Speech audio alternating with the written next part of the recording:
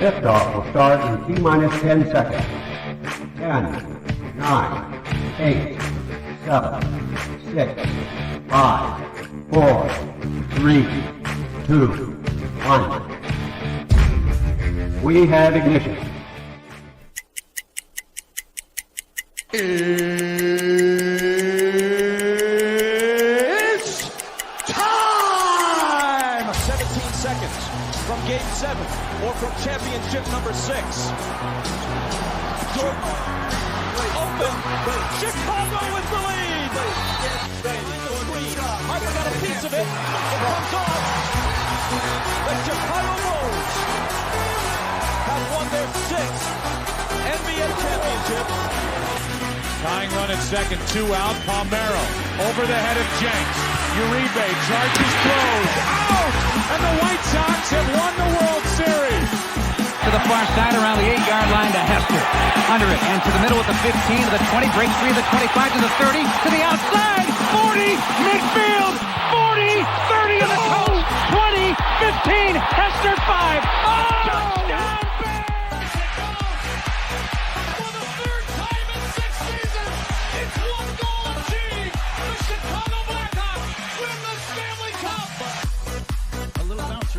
Toward Bryant. He will glove it in front of Rizzo. It's in time. And the Chicago Cubs win the World Series.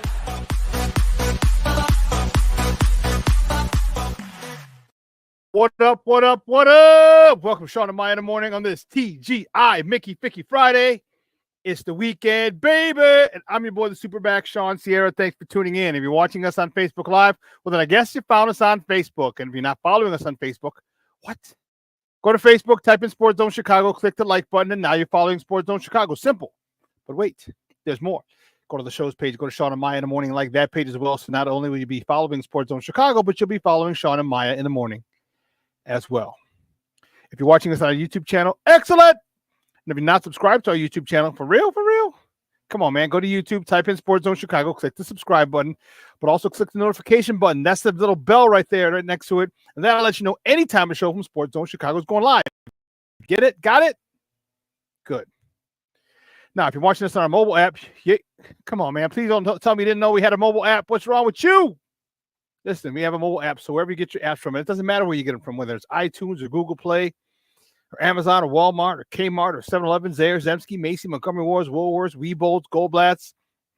Doesn't matter where you get them from. You go there, you type in Sports Zone Chicago, you download it. You take us with you on a go, so not only do you get Shawn and Maya in the morning 3 days a week, not only do you get our other live shows throughout the week, and not only are they archived there like they are on Facebook and YouTube, but I'll tell you what, we give you a slew, and I mean a slew of articles, thanks to my man Clarence, Council III. Big up to Clarence for keeping you abreast of all articles Chicago sports related. Now, if you're watching this on a Roku channel, I like that kind of party, baby. If you don't know, you better ask somebody at Sports Zone Chicago. We have our own Roku channel. So if you have a Roku television in the house, do us a favor. As George and Seinfeld would say, do us a solid, yeah? Actually, it's Kramer. Do me a solid, yeah? Download Sports Zone Chicago's channel to your television. Put it there next to all the big boys. Netflix, Hulu, Prime, HBO Max, Disney Plus, Apple, Paramount Plus, Stars. Man, when are they going to have the next series of Power come out on Stars, man? Anyway, I digress.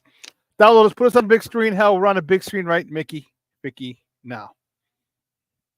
You can also tweet this show. You can tweet us at Sports Zone Shy. That's CHI at Sports Zone Shy.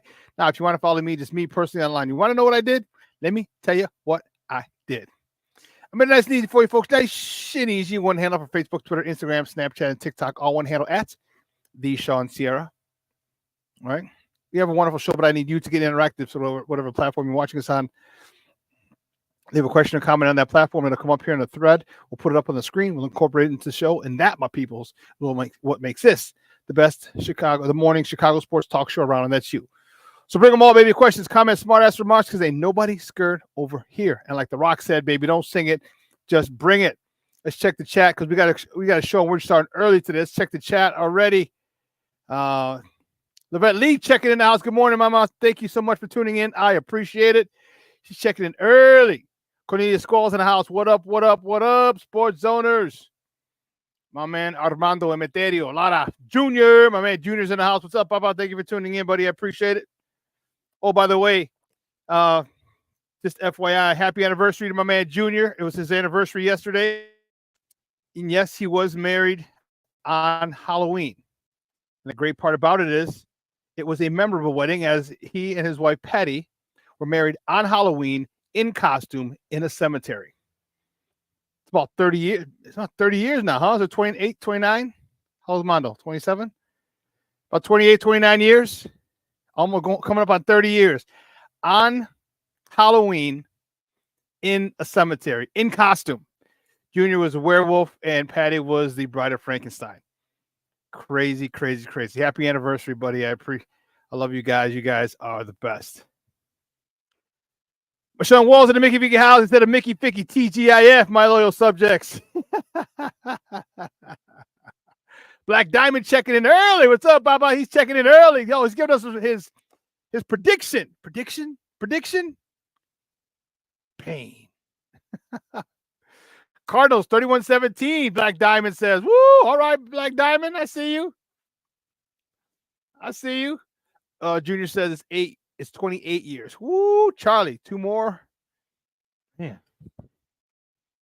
2 more will be 30 years. And we got a great show. We're starting early at 9:30. At 9:30, my man, Frank Arriaga, is going to join us. He's coming on. We're going to talk. He's coming from WBM Network down in Dallas. We're going to talk to him about the White Sox new skipper, who just came from Bruce Bochy's Texas Rangers club. He's a coach over there. I want to see what the White Sox are getting. So Frank Arriaga is going to join us at 9:30. At 9:45, my man, PLR. All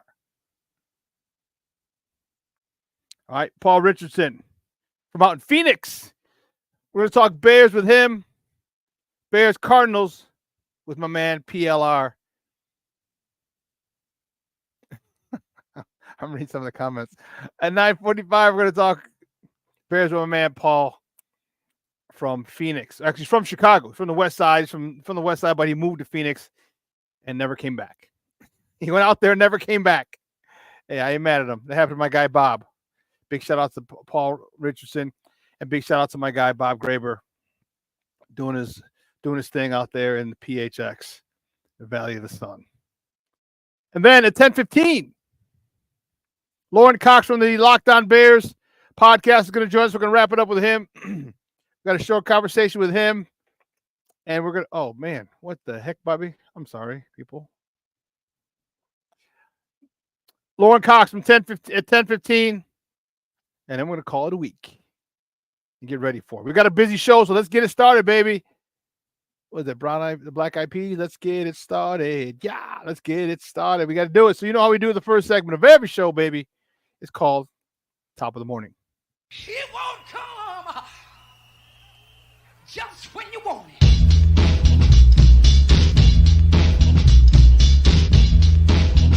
Top of the morning to you. Top of the morning to you. Top of the morning to you. Yay. The first top of the morning topic. Man, this is a tough one. Tough one, baby. It was late. Got done late last night. Blackhawks. They fall to the San Jose Sharks, and it was out there on the left coast. 3-2. Peter Mrazek stopped 26 of 29 shots. Ryan Donato lit the lamp for the 6th time of the year, and Tyler Bertuzzi notched his 3rd goal of the season. Mickey F had his first helper of the season. Connor Murphy had 2 helpers, bringing his total for 6 on the season. And Hall had his 2nd helper on the season. Tough one for Cold Steel on ice. But hey, they have the day off today, and they get right back at it. They're staying on the left coast. They're staying out with Dr. Dre and them, because the next top of the morning topic, the Blackhawks have back-to-back games tomorrow and Saturday. They're at the LA Kings, the Crypto.com Center, I believe it is. Puck drop is at 3 p.m. Central Time. You can catch that game on Chicago Sports Network, or you can listen to it on their flagship station, 7:20 a.m. on Sunday. They're at Emilio Estevez and the Anaheim Ducks. Puck drop is at 7 p.m. If anyone got that, you're old as hell. Puck drop is at 7 p.m. You can catch that game also on Chicago Sports Network or listen to that game on their flagship 7:20 a.m. If you know who Emilio Estevez is, you're old.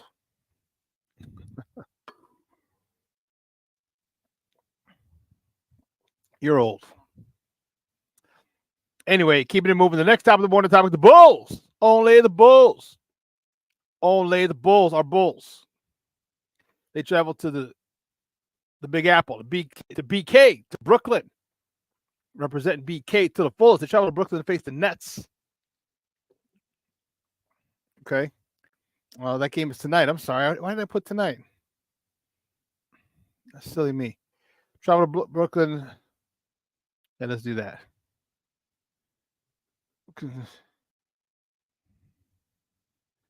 Here we go. There. Perfect.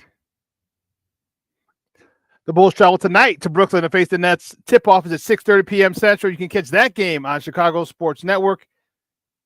Unless you have Comcast, then you won't. Oh, you can listen to it on their flagship station, 670 a.m. You know, it's a damn shame that this thing is still lingering. This whole regional sports network is lingering. You know, you have they knew about it. It's been in the works over a year, and they still haven't been able to get anything done. I think Comcast is being petty. They want to include it in their upper tier package, while the people who are putting on Chicago Sports Network want it to be part of the basic cable. And I believe that's the issue.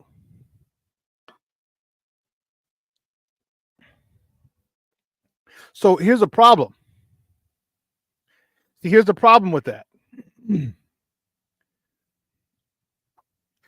And the app is being held up as well, according to Lawrence Holmes, who on Twitter said the app should be out by Thanksgiving. The app is going to cost. The app is going to cost. And that's the problem. And you don't want problems. That's the problem. So what they're doing, and they don't want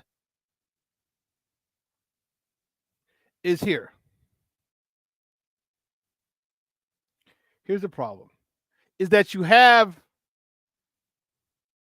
teams that are not good. Okay? Teams that are not good. Bulls, not good. Okay. Oh shoot. Hawks, not good. White Sox. I can't even call them horrible because that would be an insult to horrible teams. And you want them to pay money. So I'm talking this through and I'm figuring it out what's happening. So this is the issue. They want to charge for the app. That's the problem. They want to charge for the app. All right. It's going to be $19 a month per team. Okay. Or it'll be $30 a month for all three teams. Or you can pay a flat fee of $300 for the whole year for all three teams. You're saving $60 if you do that. But who the hell wants to pay $300 to watch the Bulls, the White Sox, and the Blackhawks? And then compound that with the fact that now the Comcast wants to put it on their premium service, which means you have to pay more in your cable bill to get that channel. So if you want to get the channel and the app, you got to pay twice. Who the fuck's going to pay twice? People don't want to pay once to see these teams. That's the issue. That's what I feel is the issue. They don't want it, the Hawks and the Bulls and the Sox, or Reinsdorf and Wirtz, don't want it on the premium channel because they know people are going to pay for both.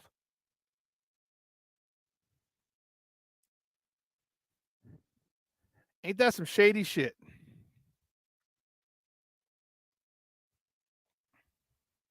Now look, I get it.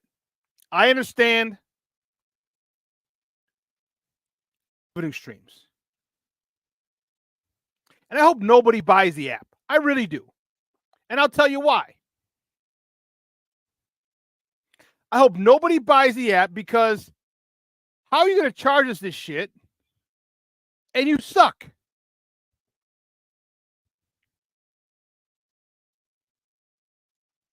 You make your money through commercials, through ads, through sponsors.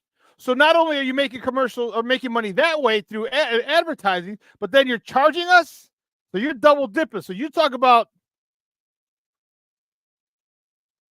trying to get all the money. Why should we give you the money when you haven't done shit for us as far as put a good product on the field or on the court or on the ice? Why should we do this? The more I'm talking about, the more annoyed I'm getting. So you want me to, or you want people in Comcast to pay extra for this channel, and if they have the app, they got to pay for that too. Most regional, or many regional sports networks have an app that you can use for free because they understand the team understands they're getting money through advertisements.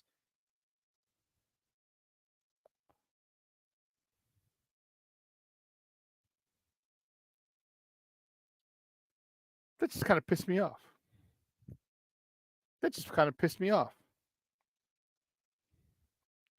But Shawn, you're right. It is about greed. And the thing is, you're not putting a good product out there. So how the hell can you be greedy?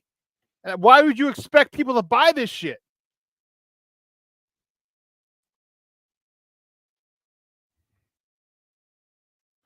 You know, and truth be told, now I'm annoyed. I hope they don't get it. They don't have they don't come to terms with Comcast. I hope not. I hope that no one can watch this except a few thousand people that have AT&T Uverse and Direct, because we're not paying for it. Because I have AT&T Uverse. I see them all the games, pregame, game, and postgame. But if I had to pay extra for it, you crazy as a mug. I ain't doing that. Not for those teams.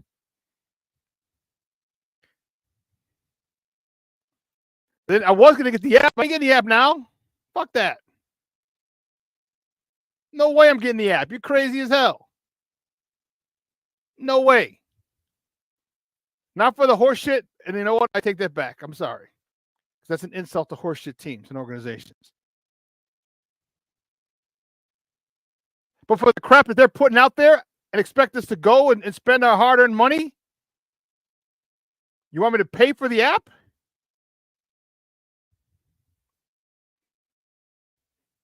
I say, get the fuck out of here. With all due respect. You have the right to charge whatever you want. I have the right not to buy that shit. Nor will I. I could give a rat's ass about the articles. I could pull it up on the website if I want to read the articles. Truth be told, I don't need to read it in the app. It's too small anyway. Kevin Scott checking in. What's up, Papa? Good morning. Thank you for tuning in. I appreciate it. Patty Lauer is checking in. Good morning, Ma. Happy anniversary. I know your anniversary was yesterday. Jeremiah, good morning, Papa. Thank you for tuning in. Armandito, I know he's at school, but Papa will probably show this to him later. So good morning, Dito. Good morning, Jeremiah. But you want me to pay for an app for these teams? $19 a month? Or $40 a month for all teams. It's $19 a month per team, which is stupid.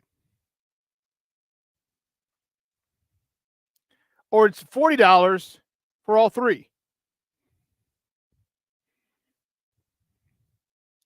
And they're giving you tiers. That's the funny thing. They're giving you tiers.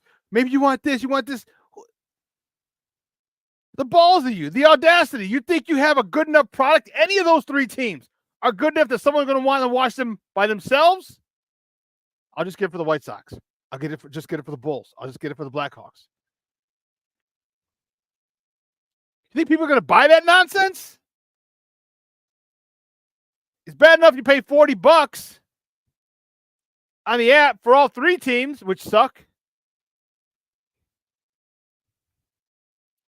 Or just how about just dropping a quick $300 at the beginning of the year or whenever, for 1 year? $300. $300 for 1 year. You're crazy as hell. I wish I would spend $300 on the White Sox, Blackhawks, and Bulls app. I wish I would. I wish a Mickey Ficky would.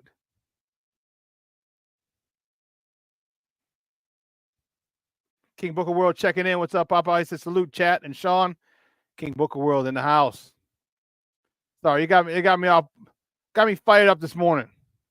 This nonsense.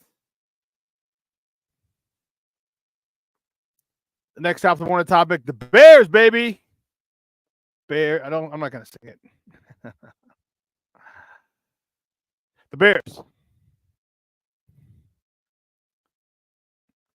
travel to the desert, travel to Arizona to play the Cardinals Sunday, State Farm Stadium. They get kickoff. It's a 3:20 afternoon game. You can catch that game on CBS Channel 2 here in the Chicagoland area. Or you can listen to it on their flagship station, ESPN 1000. You know,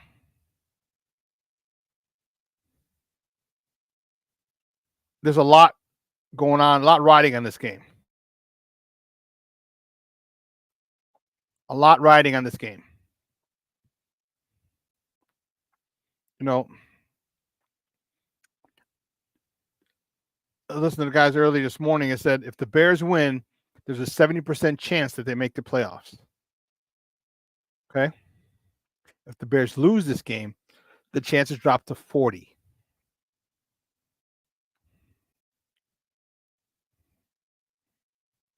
Big difference.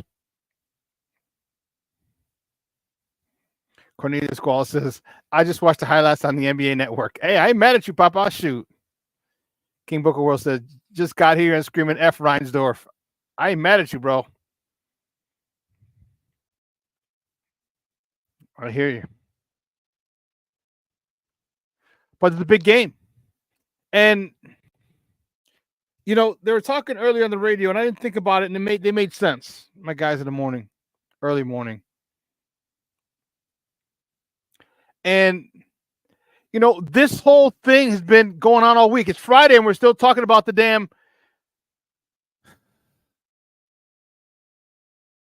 handoff on the goal line to Doug Kramer. Okay. We're still talking about the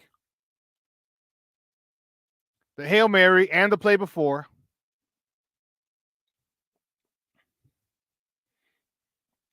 I think we should have been done with that. But I also think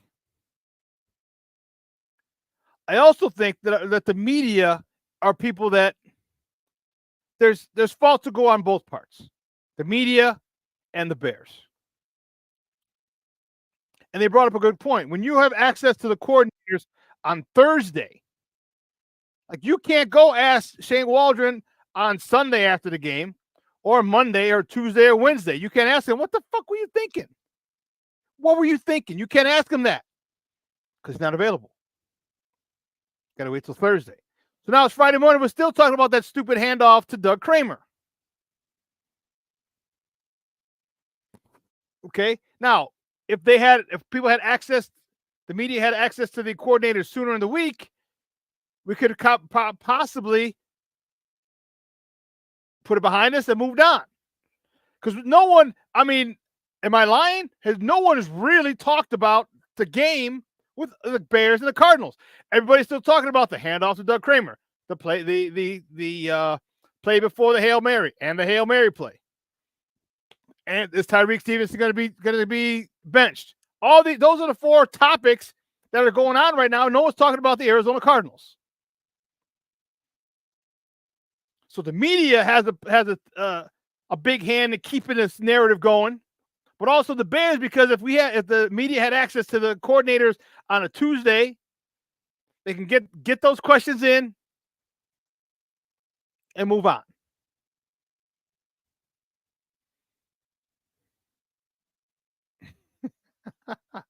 King Booker Wilson, I'm sick of even hearing Hail Mary because I even turned the Tupac song.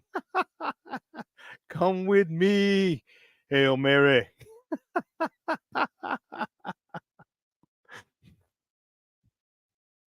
Kevin Scott says, does Eberflus still have those 3 timeouts that he never used? Yeah, they're in his pocket, bro. They're in his pocket. He's got them right there, right next to him. Cornelius Squall says, Flus brought it on himself for not owning up to his mistakes. That's just arrogant. I couldn't agree with you more, Cornelius. I could not agree with you more. And that's the issue. Stop being so damn arrogant. You have no reason to be arrogant. None.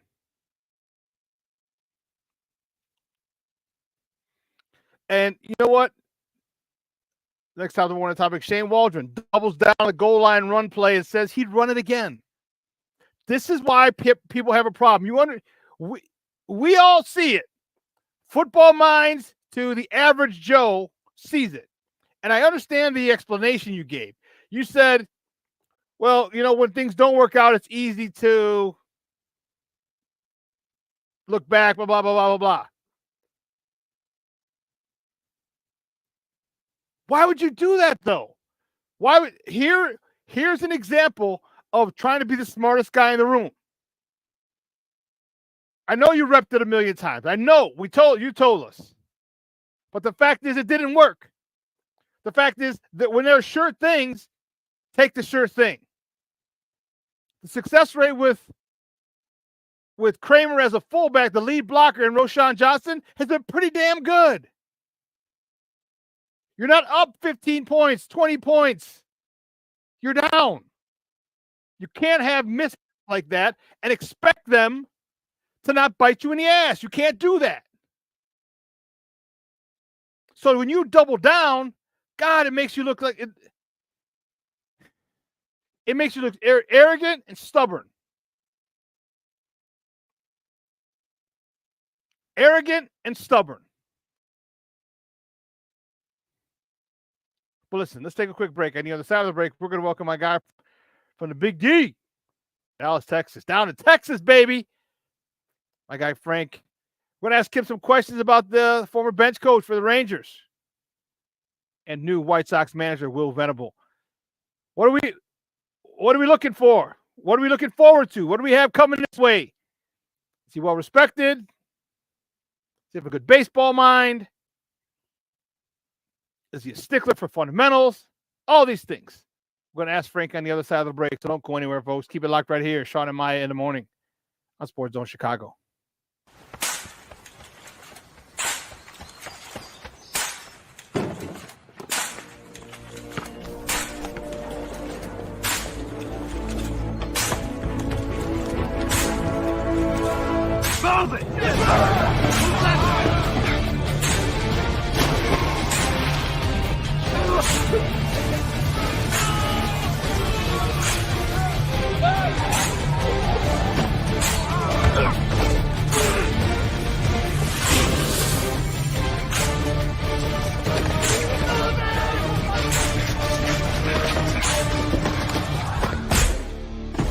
Many will hear the calling. Few will earn the title. United States Marine. The few, the proud, the Marines. Hey, it's your boy, the SuperBack, Shawn Sierra, and be sure to follow Sports Zone Chicago on all social media platforms, on Facebook, Instagram, and our Roku channel. You can find us at Sports Zone Chicago, and on Twitter, we are at Sports Zone Shy. Also, be sure to download our mobile app so you can take Sports Zone Chicago with you on the go.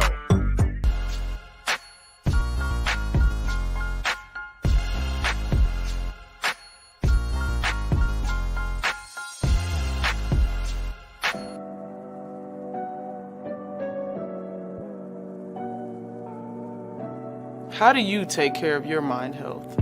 For my mental health, I meditate in the mornings. I have my dogs. They're the best. I just find ways that help me just relax. Finding things that make me happy, like being close to my family. I meditate a lot and read books. I have hobbies outside of the game. I'm able to switch off. I'm able to turn my brain off from the game of basketball. Your mind health matters. Your mind health matters. We are looking for a few heroes, mentors, trailblazers, innovators, a passion to change lives, spark curiosity, open hearts, and awaken minds, help students answer the question, who am I? This could be your calling, but this is no job. It's the journey of a lifetime. Be a hero. Be a teacher. Mental health and learning disorders don't discriminate. 17 million children and adolescents in the United States live with disorders like anxiety, depression, ADHD, and dyslexia. Less than half get the help they need to thrive. Help the Child Mind Institute change these children's lives. Visit childmind.org.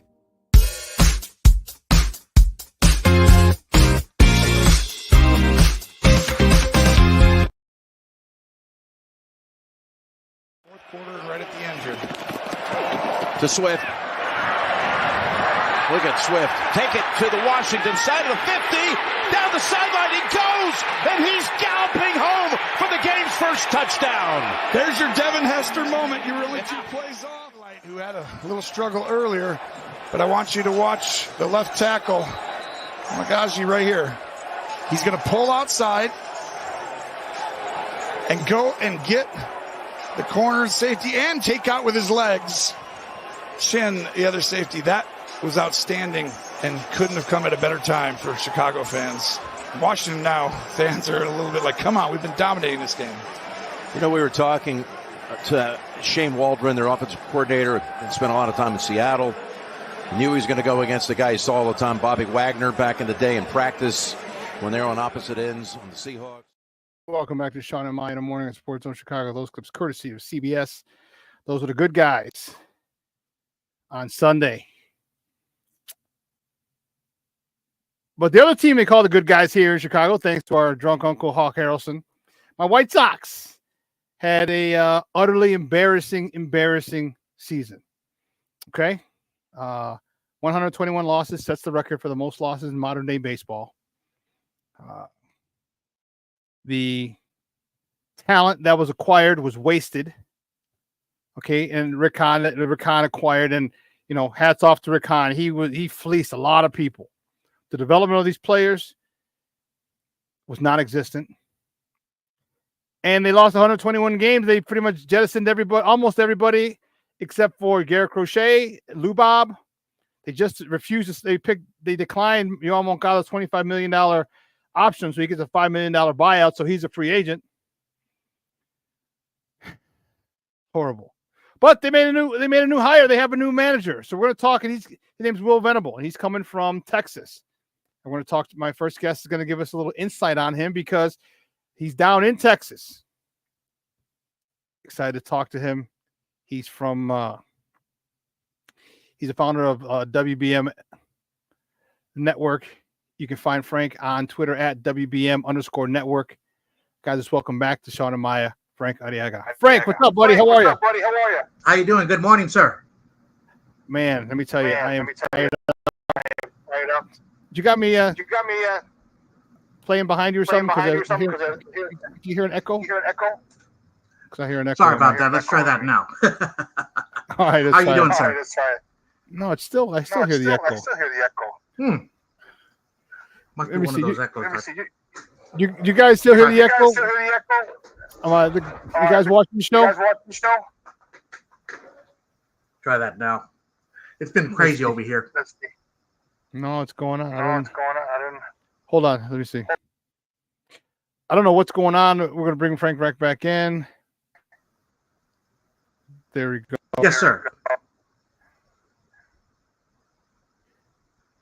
Oh, okay. I have it. You have me on speaker, right? Yes. Okay. You don't have a headset. That's where we're getting this. Oh, let me get a headset. All right, cool. That'll help. So I'm anxious to see about Will Venable, right? He is a guy that a lot of people have been touting. A lot of people are saying he was the best guy out there. Oh, hold on. We'll bring him back on. Try that now. No, I don't know why we're hearing this. No, we're good. I can hear you now. Perfect. All right, so we're getting Will Venable. Will Venable is coming over from Texas. He's on a Bruce Bochy staff, a guy I wanted a couple of years ago. Bruce Bochy. I mean, he didn't do anything except win a World Series. What are we getting in Will Venable?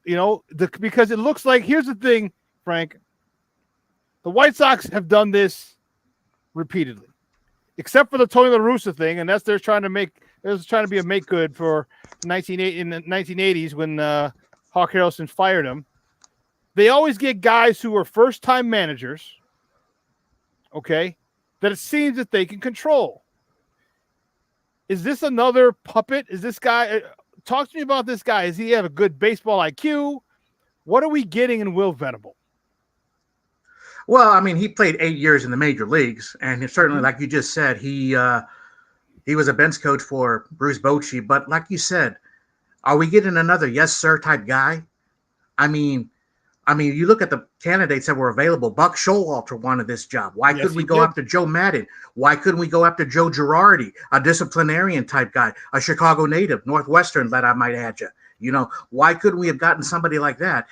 So Will Venable, nothing against him. I mean, he did play 8 years in the league, and he also played for the Cubs cross town, and he was on Bruce Bochy's staff. But like you said, another first-time hiring. What are we going to get from him? Now, I will tell you this. He does bring a certain amount of energy, but there's only so much you can bring to a ball club with energy. You still got to be disciplined. You still got to be precise. You still got to be fundamentally sound.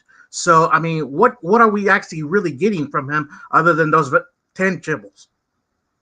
And that's the question. This seems like a very similar, same verse, same second verse, same as the first, and we're getting a guy who is going to be controlled by the general manager or middle management. And is this guy? Why should White Sox be happy about this guy? I mean, is he a dictator? Is he good on fundamentals? Is he what positive thing can we say about him to get somebody like me and a whole bunch of other diehard White Sox fans to be like, man, this is a good hire?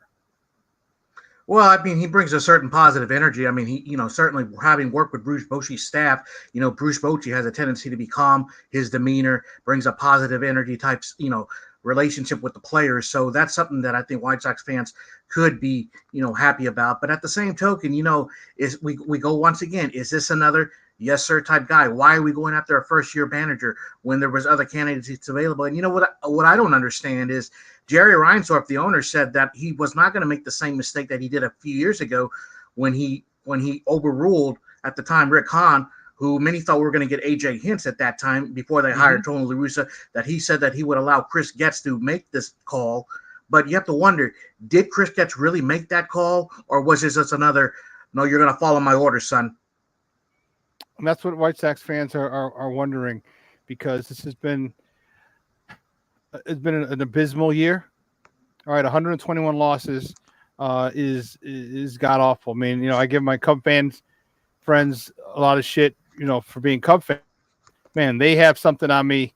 They can, bringing back forever. You have the worst record in the history of modern day baseball with 121 losses, the most losses ever. So that's frustrating for Sox fans. And you know what? The thing is, can this guy, what kind of improvement do you think this guy can foster with this team? Yeah, absolutely. And you have to wonder what the White Sox thinking is, and hopefully that they'll be able to be successful, and he'll be able to bring a fundamentally sound. This is what this team needs. We need fundamentally sound baseball on the South Side, like we used to have. We've got to be able to, even Jerry Reinsdorf himself said it a while back. He admitted it. He doesn't like the home runs. So if you don't like the home runs, why are you going to get up there another guy? Get somebody who knows how to bunt, steal bases, play defense.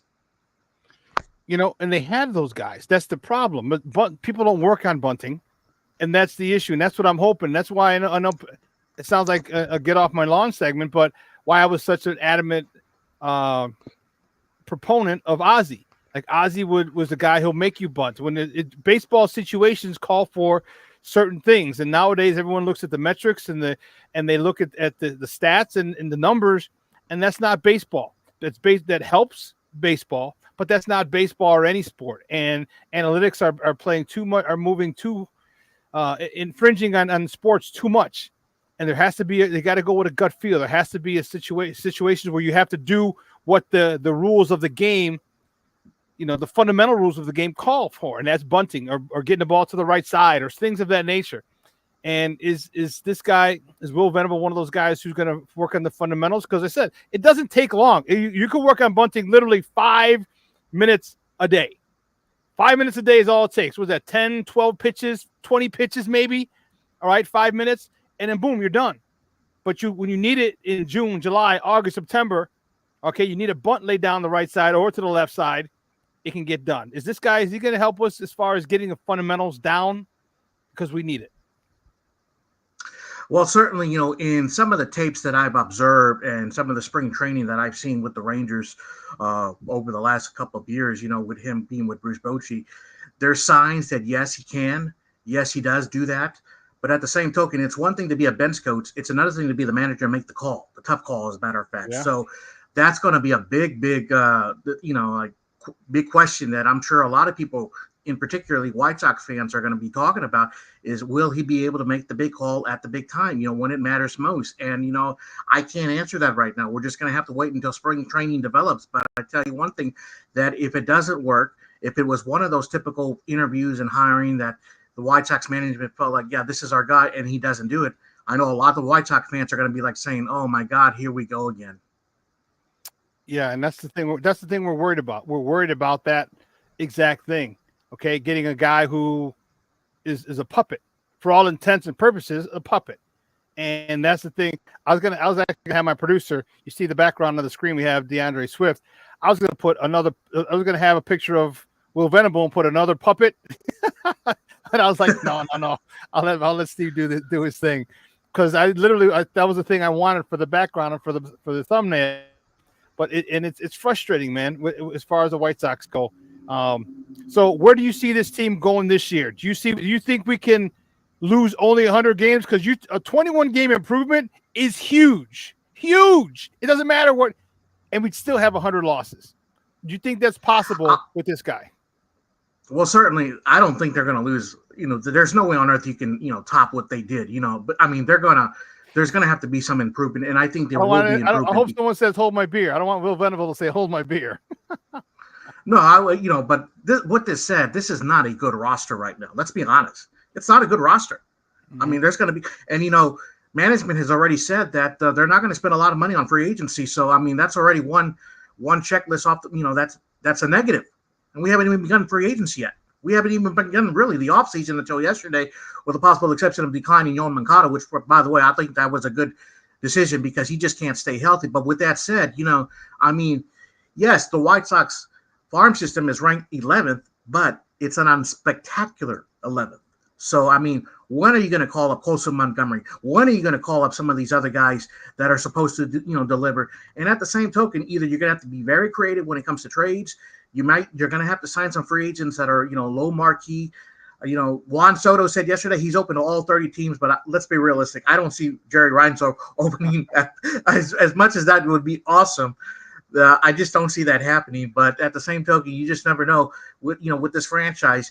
But certainly there's going to have to be some sort of you got to, in entertainment, they always say you got to create that wow factor. White Sox, they have to find some way to create that wow factor to the fans. Yeah, there's no wow factor here. So it looks like it's going to be another year of probably 100 losses for the Southsiders. And that, my friend, really, really sucks. But listen, Frank, I appreciate the time, buddy. We will talk soon. Hey, do me a favor, though. Let everyone know where they can find you and your work online.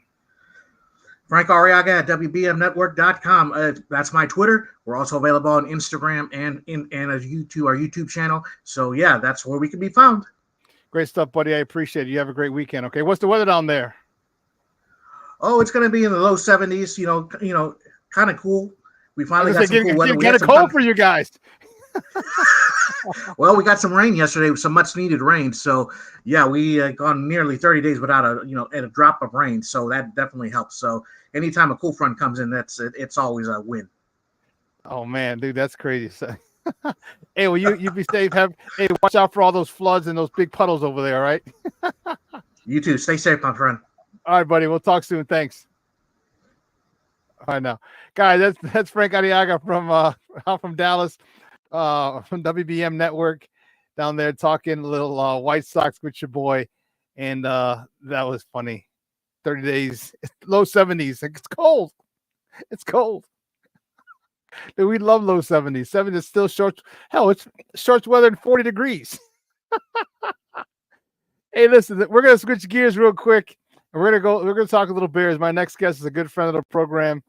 Man, it was 6 years we've known each other.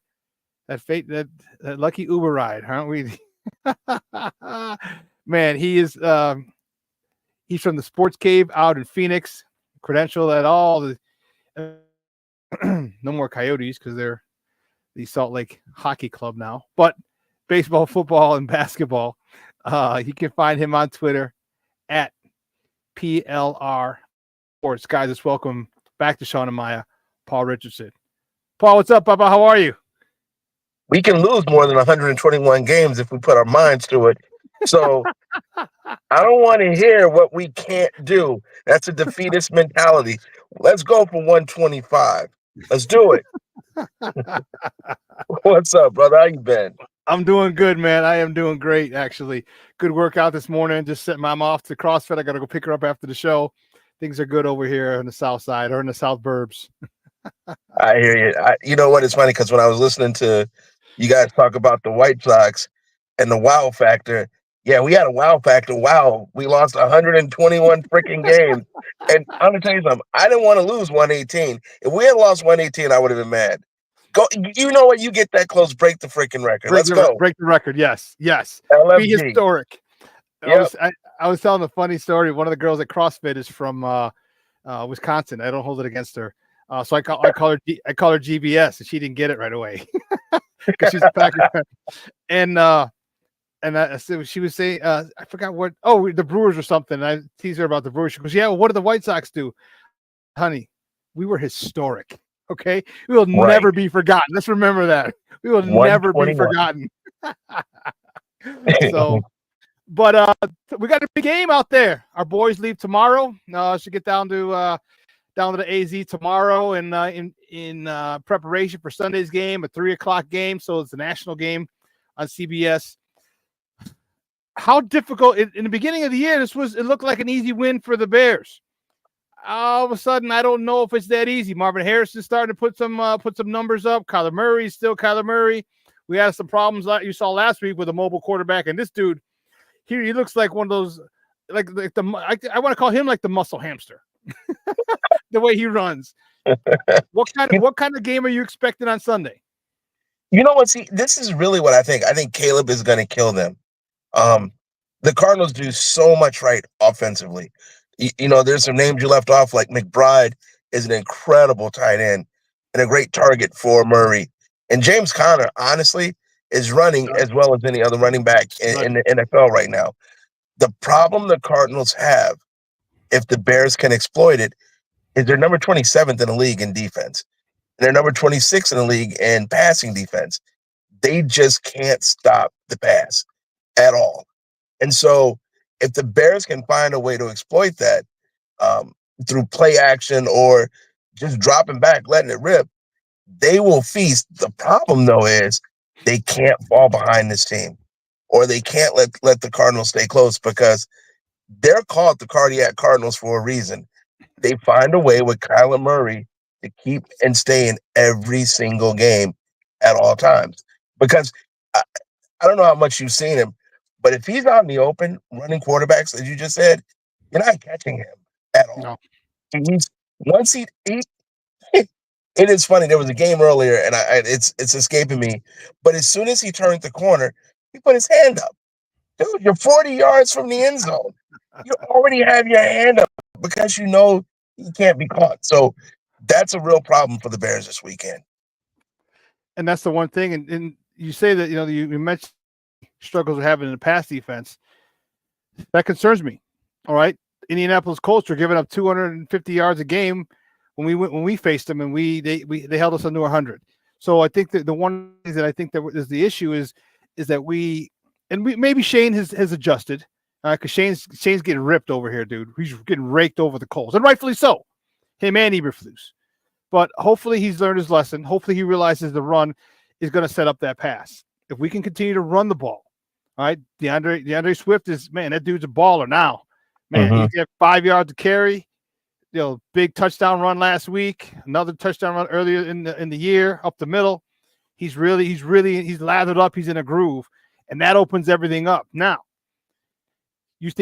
tell me about Caleb, because Caleb has some issues that he missed a lot of open throws last week, and I put some of that on the fact that he's going home for the first time. He's from DC. Actually, one of my good buddies from college was his high school coach. He was at the game. But you're playing in front of all your people. You're playing in front of your hometown. You're going to get nervous. I attribute some of his missed throws to that. Talk to me about why you think Caleb is going to have a good game against this team, okay, when he had a poor game last week. I don't think the Bears can play offensively as bad as they did last week for that long of a stretch. Watching the Bears game last week, and I watched the Bears and the Cardinals, the Bears didn't run a structure; they ran plays. And you're a running back, so you know what I mean. They ran plays to run plays. Nothing really set anything up. So every time they got in a groove, they put themselves out of a groove. For example, they're moving the ball, and then they decide to run in reverse. That was a negative play. Why? You're jamming the ball down their throat. Everything you're doing is working. Why get cued? You get the ball on the goal line then, and you give it to a center who has tape on his thumbs and Flexall elbow pads on his elbow. Why get cute? I think that the Bears will learn something from last week and get rid of all the cute stuff and just run offense. For the Cardinals, when you just run offense on them, that's a problem. They just don't have the bodies, and they're down linebackers. They have a linebacker that's out for the year with an injury. They have a couple other people dinged up in the secondary, a couple of people dinged up on the line. They're just, I get next man up, but the Cardinals defensively, they're just running out of bodies.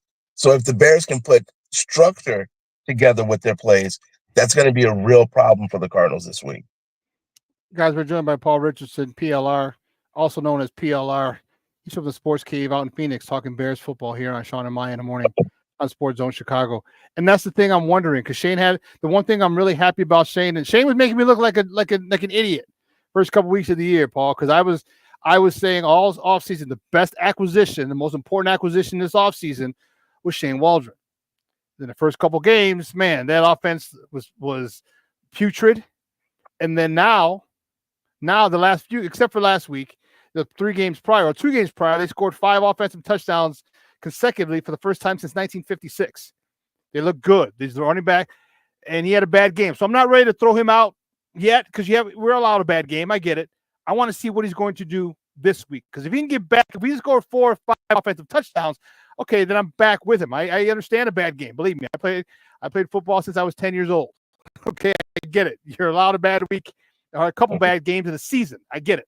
And if he resorts back and we start putting some points up, I'll be happy. The offensive line, though, is the issue for me. We're Nate Davis, I don't know what the hell happened to him. 3 years for $30 million, 10 apiece. He didn't want to practice. Tevinjenkins is always hurt. Do we have anything to worry about as far as the defensive front with this Cardinal team? And that's where the concern is with me, because when you're ranked number 27, then you have injured linebackers and kind of a poor secondary, obviously minus Buda Baker. If that defensive front gets no push, you're leaving everyone else on an island. Yep. And that's where I think the Bears can really take advantage of the Cardinals this weekend, because if the Bears are able to fire out, and as opposed to always dropping back and pass blocking, I really think that they will be fine. They have to establish the run against the Cardinals. It is an absolute must. It will set up everything. And I will tell you this, you want to control the ball against the Cardinals. You do not want Mighty Mite on that field for long stretches, who's throwing to Marvin Harrison Jr., who has found a way finally to find some type of connection with Kyler Murray. The more they're on the field, the more there's a problem.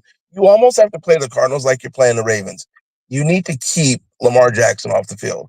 You need to ball control. If you don't do that, if the Bears don't do that this weekend, believe me, the Cardinals are better than people think. Jonathan Gannon is coaching his ass off right now. And they're in a rhythm. And like I said, you played football, like you said, since you were 10. They've found an offensive rhythm. And even though that defense has been porous, they're not giving up like large point totals. They're giving up the yards. They're not letting you get in the end zone a lot. So this team is playing real well. You cannot let them get an offensive rhythm. And the only way you can do that is to control the ball. And can the Bears do that? Let me ask this. Have the Bears done anything to show that they're disciplined enough to do that and control the ball with the running game? They have, but it's been against poor teams. And I'm okay with that. But now the question that I have, and not for you, just the question that I have, is Waldron going to be disciplined enough to do it against another team, a team that can score a lot? And when you know that this is what you need to do to keep Mighty Mite, as you call him, and Marvin Harrison Jr. off the field, is he going to stay disciplined with the run game? I hope he does, because if he does, man, it'll be good, because we got to get these next 2 wins and finish that beginning stretch 6-3. I was hoping we get 7-2. I thought we could go 8-1. We really could have, but we're here now. We can finish up 6-3 before we start 6 of the last 8 games are against division foes.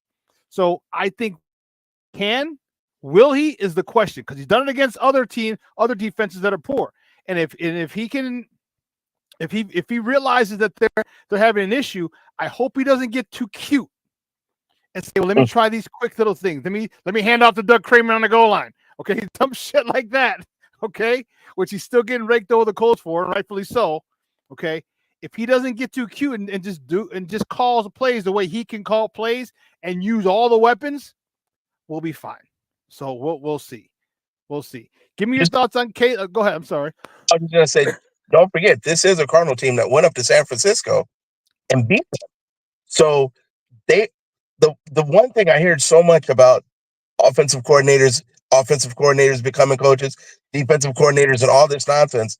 The one thing a defensive coordinator will do that's become a head coach is they will have discipline and stick with things. And that's what Jonathan Gannon will do. He will stick with it. He's that guy where, okay, well, we rush for 2 yards. Okay, we rush for 2 yards. We rush for 2 yards. Well, you know what? In the third quarter, you're now worn down. So now we're going to let James Conner with that big body just do what James Conner does. So, and I know I'm repeating myself, but can the Bears do that? Can they stay that disciplined? And can they do it on the road against another tough team, coming off a tough loss when they gift wrapped the game to Washington last week? Yeah, and that's the question. And because is Washington going to beat us twice? Okay, are they still worried about this whole Washington loss, the Hail Mary, the play before the Hail Mary, giving them an extra 13 or 14 yards? All right, the Tyreek Stevenson drama that's going on over here. Are they still worried about that? All right, because according to Cole Kmet, there's a lot of things in practice that aren't what they should be. And that to me is an issue, which is another scathing indictment on Coach Eberflus as the head coach. Who else should the Bears fans be when we're on defense? And we don't worry about a lot of people. We're on defense. Our defense is good. We saw the top scoring offense last week to 12 points before that Hail Mary, right? 4 field goals. We bent, but definitely did not break. Who else on this Cardinals offense should we be worried about beside Marvin Harrison Jr. and James Conner? McBride. You have to watch out for McBride. McBride is really good. If McBride was playing for Baltimore or San Francisco or Kansas City, he would be a household name. He is that good of a tight end. And what's dangerous is him and Kyler have a certain synergy about each other, or with each other rather, and they're just lockstep. He is very dangerous. He covers everything underneath, but if you mess around, he'll get deep on you. So if the Bears really want to win this weekend, they better put eyes on him and do not let him get off. And you have to find a way of doing it where you're not so worried about him that now you have everybody else doing their thing, like Marvin Harrison Jr., who really is finding that groove and really is as good as everyone said he would be coming into the NFL. And we're at a disadvantage because our slot corner is out, Kyler Gordon, and our enforcer, Jaquan Brisker, is out. He's been out for 2 weeks now with a concussion, and that to me that's concerning because this is the third concussion in 3 years. We're gonna have to start thinking about maybe Tua-ing him. Like now, Oklahoma, you can't play 3 years and this one's taking a lot longer for him to come back, and that could pose a big problem when you're dealing with tight ends. A tight end who can be very very effective over the middle when you don't have someone who can come down and really lay the wood. So I will definitely keep an eye on that this week, this Sunday, when the Cardinals are on offense.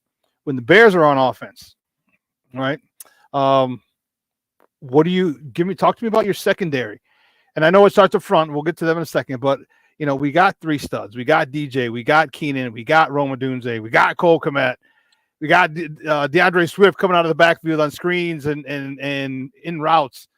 Is your secondary able to hold up against the weapons that we have on the Bears? They should not be because, I take a lot of heat for saying this, but to me, it's Buddha and the boys. It is Buddha Baker and everybody else. It's like Michael Jackson and the Jackson 5. They should not be able to hold up. That's where the discipline and play calling will take its rightful place. If the Bears can establish the run and get into play action, the Cardinals simply can't cover all those weapons. And it's shown. I mean, they're the 27th defense and the 27th pass defense. We're now, 8 weeks into the season.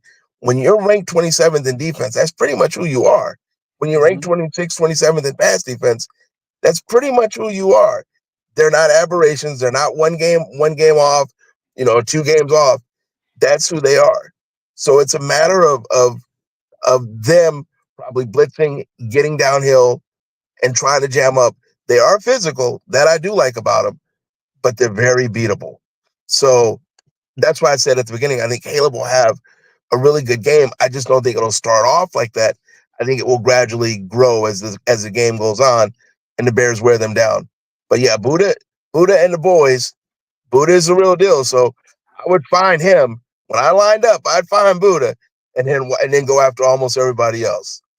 Yeah, you might have to send him make 2 calls, the Mike and Buddha. Yeah. Hey, I wouldn't be opposed to that. You got to know what that Joker is every single man. Coming out of college, I remember that Joker was nice. Yes. And man, I was really wishing the Bears could have got a hold of him somehow, some way. That would have solved a lot of our problems in the secondary. So, but yeah, okay, all right. Your thoughts? I know you're a Chicago guy. I know you keep in touch and in contact with all your Chicago teams. Your thought on this whole situation that's happening, the drama. Let's start with the Tyreek Stevenson situation. Before and during the final play of the game, where he's heckling or taunting fans or celebrating with Bear fans, as he said. Your thoughts on that situation? What you think should be an appropriate punishment, if there even should be one? I don't think there's a punishment for the player. To be honest with you, what really bothered me is here's a dude not even in the play. And what you're telling me is there's no coach in the coaching box. There's no coach on the field. There's no spotter anywhere that's looking at Eberflus saying, take a timeout. We got to get everybody together. Take a timeout. That's where my problem is. It's attention to detail, because I believe Matt Eberflus didn't see him. I do. I believe that because it's way on the other side of the field. But you're telling me not one coach saw him? Two, you have 3 timeouts. Last I checked, they don't carry over to the next game. So even if you know everything is perfect, take the timeout, get everyone together, say, hey, look, I know we've gone over this 1,000 times. This is what we're going to do again. 1,001. Yeah. So my problem is the player already apologized. I'm sure his teammates accepted it, because that's what you're still one of the guys at the end of the day. And that one play, even though it won the game, it never comes down to just one play. So guys are always going to forgive each other. My problem is when there starts to be leaks in the Titanic, that ship is sinking. And when I hear players saying through the week, we don't correct mistakes. Mm-hmm. Coach should have took a timeout. Why did we give up the 13 yards? Why did we do this? Everything tells what about me that stupid ass handoff. Someone else said. Exactly. So all that tells me is Eberflus not only has to get the Bears in the playoffs, they may have to win a game to save his job. Because when players start going public, that again, this is week 7, week 8. That's a week 1 whine. When you're doing it week 7, week 8, that's a pattern and a lack of discipline. So yeah, you blame the players, but what's the saying? If you're not coaching it, you're allowing it. So my problem, even though the player did what he did, look, we've all coached before. When we see something going on, we time out, we reel them in, we give them positive feedback or get chew their butt, whatever, and then we send them right back out because we have confidence in them. He's letting this happen. So from outside looking in, and then the worst part is, as a coach, you walk up to that podium and you say, you know what? I don't care what my player did. That was on me. I let this happen. It will not happen again. We should have had everyone in the right spot. This is what we should have done. The buck starts with me. It stops with me. And I guarantee you as the coach, this will not happen again. Not one player would have came out because he owned it. But when coaches point fingers, players don't like that. So I think the problem is the coach. When I look at it from the outside, from the people I spoke to in Chicago, and I will be very surprised if this team does not make the playoffs and possibly win one game, that he's back. Yeah, you see the banner at the bottom, coaching matters. And my question is this: why did he feel comfortable enough to do that? Because I'll ask you this question. Do you think anyone on the 85 Bears would have done it? You think anyone on the 86 Giants would have done it? You think anyone on the 2000 Ravens would have done it? You think anyone on the 2006 Bears would have been hanging out and jawing with the fans? No, they wouldn't have, because that's not what's allowed. You know darn well, because first of all, if we're talking back in the 80s, you'd have got punched in the mouth. There'd have been a fight in the locker room after the game. Somebody would have come up and punched. Mike Singletary would have punched you in the mouth. Dan Hampton and Mike Singletary and Mongo might have had a fight amongst them. Who's going to hit him first? Because that's just not allowed. So Mike, and that also leads to a scathing indictment to Eberflus that a player felt comfortable enough to do that. That you could go there and not worry about repercussions. The play's about to happen, but you're still jawing over here, and that's a scathing indictment. That's where I have the issue. Like, why does he feel comfortable? As like when people talk about you, like, wait, why does he feel comfortable telling you what kind of person I am or how he feels? You know what I mean? And that's why I have an issue with this dude. And personally, I think he should be benched. I think he should be benched. If I'm Eberflus, personally, I'm like, look, you don't do that here. You send a message to the team. All right, like, all right, this is maybe it's a half. I'm starting at a half. I'd say the whole game and say, hey, if we lose, it's because you want to go act silly. I say minimum a half. Go ahead. But here's the problem. You can't do that if you don't take responsibility as a coach. if you take responsibility of the coach and you say this will not happen on my watch again, I guarantee it. This was on me. Then you can go and bench him.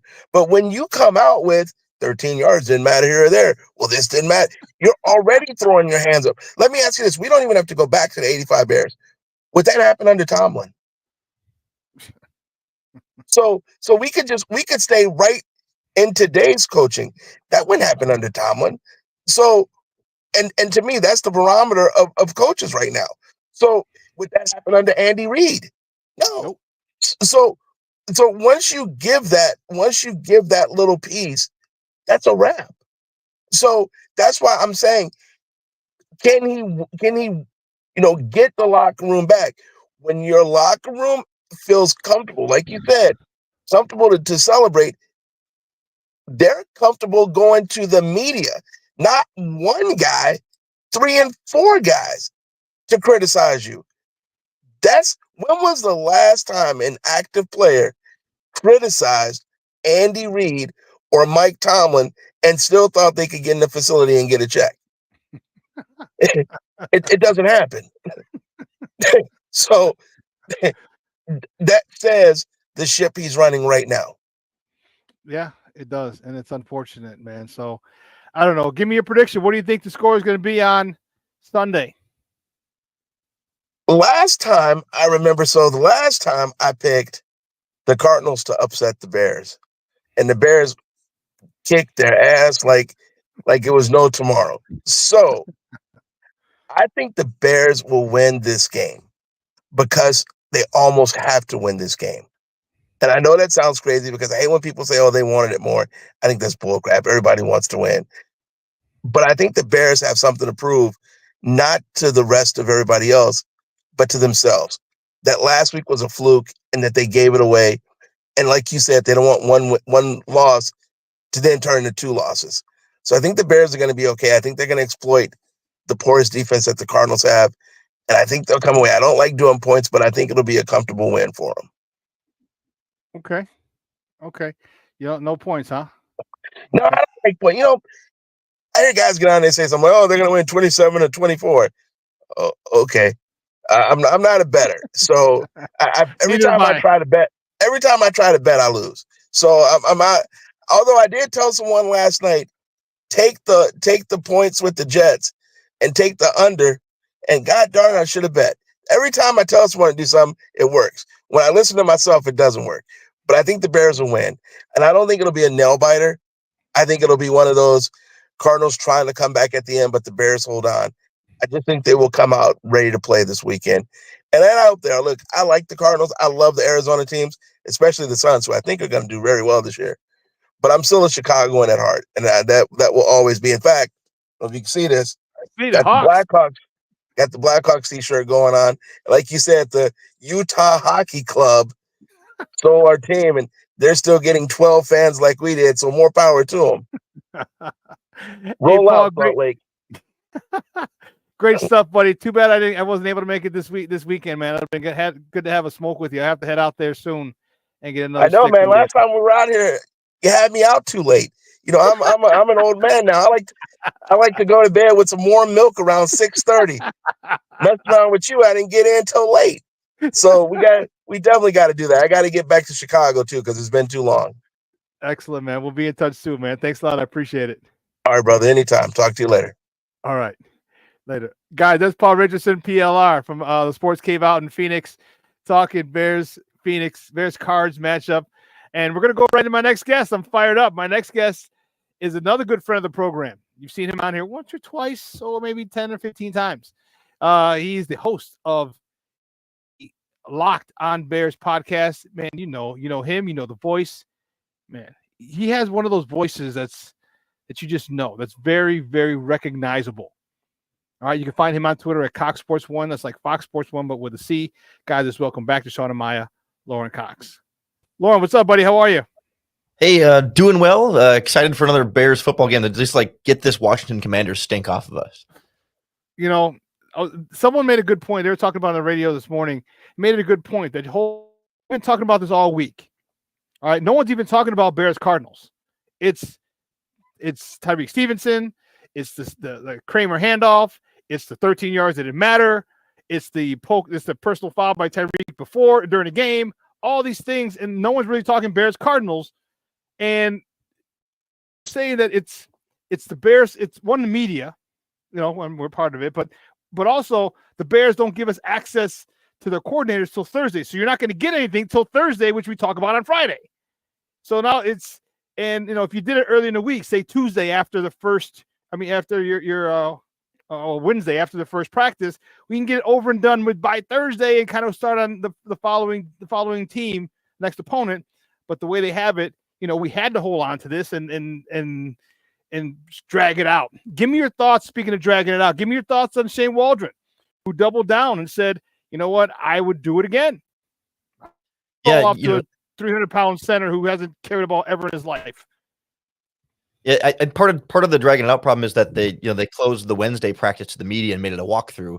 They claim because of offensive line injuries, which is, maybe valid, but like they had just as many offensive line injuries on Thursday and they still had a full practice. So I don't know what to think about that. But and as far as Shane Waldron goes, it feels to me like one of those things that as a coach, sometimes you got to just know when to eat it and say something, even if you don't believe what you're saying, right? Like, even if he truly believes, hey, I would totally run that Doug Kramer play again, I think it would work, and may even run it again someday. You got to come out to the media and say, you know what, that situation, my bad. You just gotta kind of play the PR game, even if you're lying to the public, even if you believe differently about yourself as an offensive coordinator or whatever, you just got to come out and say, yeah, you know what, we should have done something different there. Because, you shouldn't have fumbled there. You should have done something different. Maybe, and same thing with Matt Eberflus on the play before the Hail Mary, right? He keeps doubling down and saying, no, we don't care about those 13 yards in that play or whatever. That's not important. Like, even if you believe that, you just got to know that you come out and say what you're supposed to say instead of doubling down and sounding just extra sort of stubborn and frustrating. That even if you think differently, just say the thing that people want to hear you say, so we can all kind of move on and doesn't keep building up this storm of outside, distraction. And controversy is probably too strong, but at the same time, it's all anyone's talking about. I don't think controversy is too strong. I think it is a controversy because of the fact that there were so many things that happened, so many things that went wrong. And, usually one play doesn't make a game. All right. But a string of plays can make a game. And that's the thing that gets me is, the arrogance. Okay. The accountability is being handled by the players better than it is the coaches. All right. Caleb, he said, I got to make better throws, throws I usually make, on a regular basis, blah, blah, blah, blah, blah, blah. Okay, good. That's what you want to hear from your starting quarterback. It's okay. And Mike Tomlin, Mike Tomlin is not afraid to say, hey, that was me. That was my fault. I got to do better. We've all seen, or most of us have seen the clip from the Pivot podcast where he's like, coaches run away from the responsibility of coaching. He goes, I love going to the responsibility. I love coaching, but other coaches will run away from that responsibility. And to me, that bumps, because it shows how much you care, how much you'll go back for your team. And Eberflus seems like, I don't even know what it is with this guy. He's lost a lot of credibility with me, Lorin, and I'm really sad about that because I was a big fan of his early on. All right. My guy, Paul, the guest prior to you, talk to me about how this locker room is. Do you think Flus has lost the locker room, is losing the locker room, or hasn't lost it at all? That's tough, from the outside to pin down too much. Certainly, I don't think he's lost it.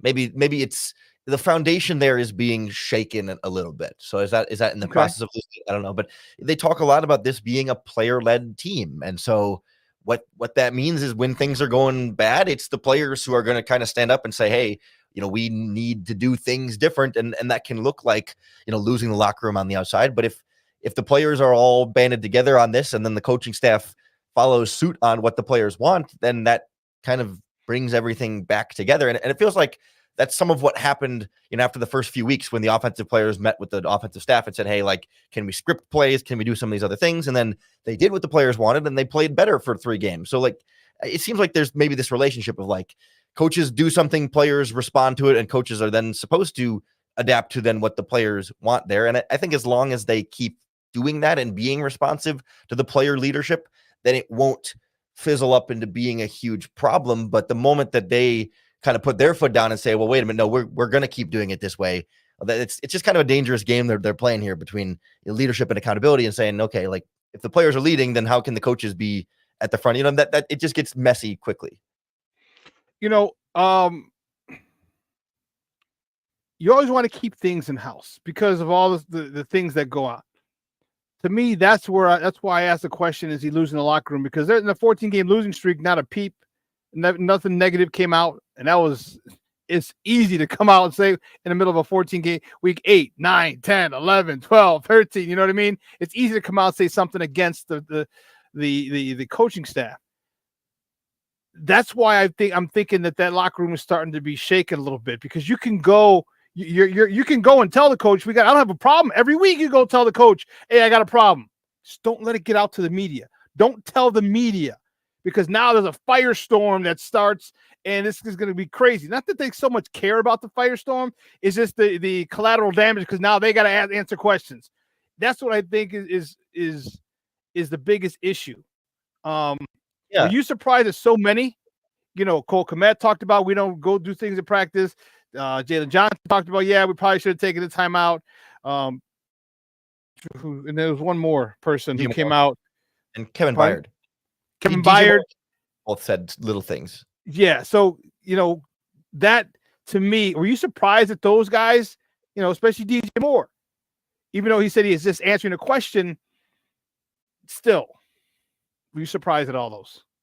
Yeah, a little bit. I was surprised that it was like all of them at the same time, right? Like that's, and every week, okay, one guy might have an answer that maybe says a little bit more than he meant to or whatever. But I also think, like, comparing back to like the 14-game losing streak, like it's a reflection of the standard being a lot higher now, right? That they have brought in players who expect to win and want to be better and want the caliber of the Chicago Bears team to be better, as opposed to that 2022 team. I mean, a lot of these guys that we're just talking about weren't here. I guess Kmet and Jalen Johnson were, but they weren't really, they were second year in their careers. I think they weren't really leaders yet on this team, but all of the, the leaders at that time are gone. I mean, Cody Whitehair, Justin Fields, David Montgomery, Robert Quinn, Roquan Smith, Eddie Jackson, like that group of leaders that didn't speak up and didn't, have that pushback, they're all gone. And now it's guys, like Kevin Byard, who has a history of winning and being successful and holding his team to a higher standard. I guess DJ Moore doesn't quite have that from Carolina, but Keenan Allen from the Chargers, right? Like these are guys who were brought here to elevate the level of play of this team and the culture and the expectations. And so when the team is failing to meet that, they're going to say something to try and make sure that they're going to get this on the right track. That's what the Bears signed up for by bringing them in. But yes, again, saying it to bring it up to the coach, I got no problem. All right. Because we didn't find out about that meeting until after it happened. I mean, it wasn't like the day after. It was like, oh, we had a meeting, a couple of weeks ago. And they're like, whoa, what? Wait, what? You had him tell him to coach you harder. That a couple of weeks after. Right after the game is in the next day or so is when all these things came out. That's the thing that's bugging me. And that's why I'm thinking that it's you got to get back on the grass. You got to get out there. You got to win this game. And it's good. Winning, as is the best remedy for all of this garbage. Talk to me about Caleb. Your expectations for Caleb this week. He had a poor game. I chalk it up to going home, probably having to buy 800 tickets, right? For his family and friends. His high school team was in the house. My buddy was one of my college buddies that I played ball with was his high school coach. They're on the field. You saw pregame. They were holding the flag, part of that, which was pretty cool. That's got to do a lot to you when you go back. And many people put him in Washington. The Bears going to trade it for the Hall. I was one of them. Bears trade him for the Hall. Washington gets the number 1 pick. They get him. He goes back home. So there was all this stuff. I put his poor performance last week as probably just going home jitters, which can happen to anybody. But give me your thoughts on Caleb. Last week, the first 3 quarters, the fourth quarter, and then how do you think he's going to be this week? Number 1 versus number 1 overall pick. There's some normal rookie quarterback ups and downs there, right? That he's not going to throw for 300 yards and 4 touchdowns or 5 touchdowns every single week, right? He's going to have games where he doesn't. I mean, no touchdowns, no interceptions against the Commanders, and like that's just part of the rookie quarterback experience is not always better. But the fourth quarter was what really, I think, solidified or not that you were losing the faith in Caleb Williams at all, but it was sort of like oh yeah, wait, there he is. He's still great. I mean, the final 10 minutes, those last couple of drives, he was like 6 of 8 for 95 yards. And I mean, just absolutely lit up the Commanders defense. And it was like, oh, there's special individual quarterback play from Caleb that reminds you that he's still right on track, right? He's going to have these bumps and along the road. And I put a lot of the blame on just how bad the offensive line was. I mean, the Commanders blitzed the crap out of them and they were still having trouble picking that up.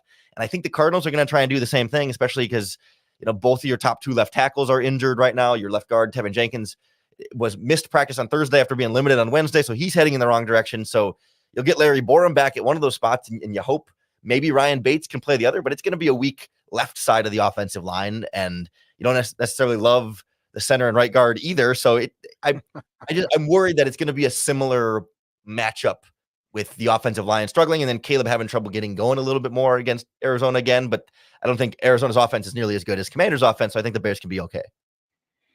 Yeah, I hope they run the ball. And I think, and Paul was telling me, the guest prior to you, that they have the 27th against the pass. So that doesn't mean pass immediately. That means start running the ball. That means force them to bring an extra guy out of that second 27th rated pass defense into the box so you can really exploit them. And I hope Coach Waldron learned the lesson. And he seems to be very malleable, where things go wrong. Okay, I'll try this. Okay, I'll try. Hopefully that happens, because if he does, then, and here's the thing that I said prior to the 2 games before last week. If they give this team the proper respect that they deserve, they'll blow them out.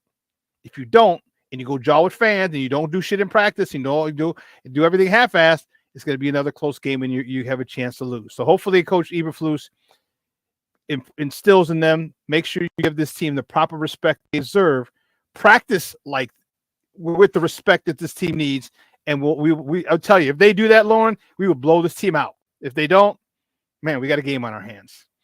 Yeah, that felt like they had turned the corner on that, because yes, they blew out the Jaguars and the Panthers. Like, that's what good teams blow out bad teams. The old Bears used to play down to those teams and say, oh, well, you're playing a bad Panthers team, well, it'll be a close game, or you're playing a bad Jaguars team, it's a close game. Like, if you want to be a big boy team, then you got to beat the bad teams badly. And we felt like they were making that progress. We'll see where Arizona falls on that spectrum, because they've been kind of a Jekyll and Hyde team this year too. Yeah. They can kind of have good games and then they can be terrible.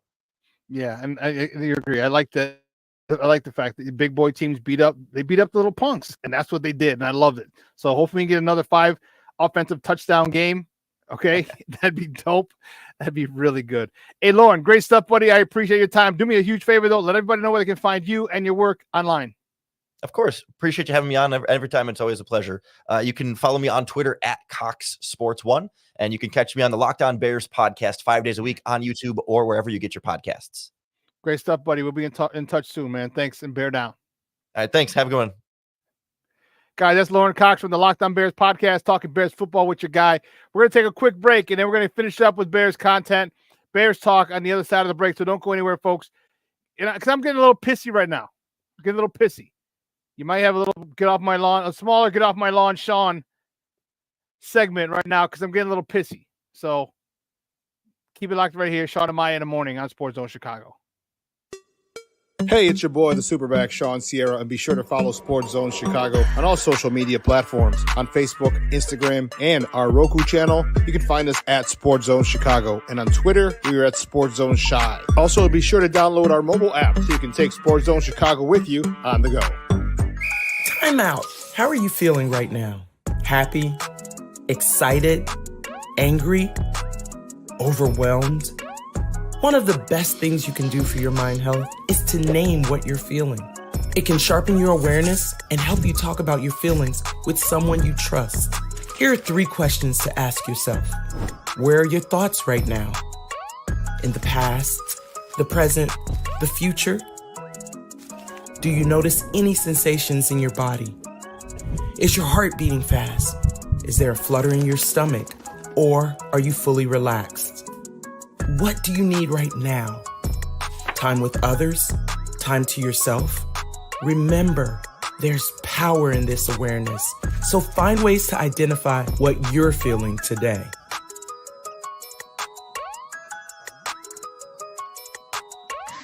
Hi, guys. Hey. Hi, Megan. Hey, Jessica. Megan, you're a tramp. Brian Fitch told me you guys made out. Everybody knows. He said your breath smells like garbage. And he almost puked. He says you're the most desperate girl he knows, besides your mom. How many boyfriends does she have anyway? Lots? Your makeup makes you look like a clown. That zit is huge, zit face. Ugly.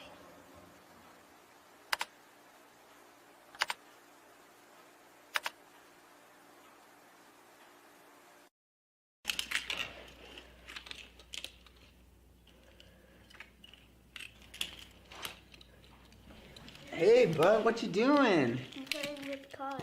Cars? Can you show me what a car does?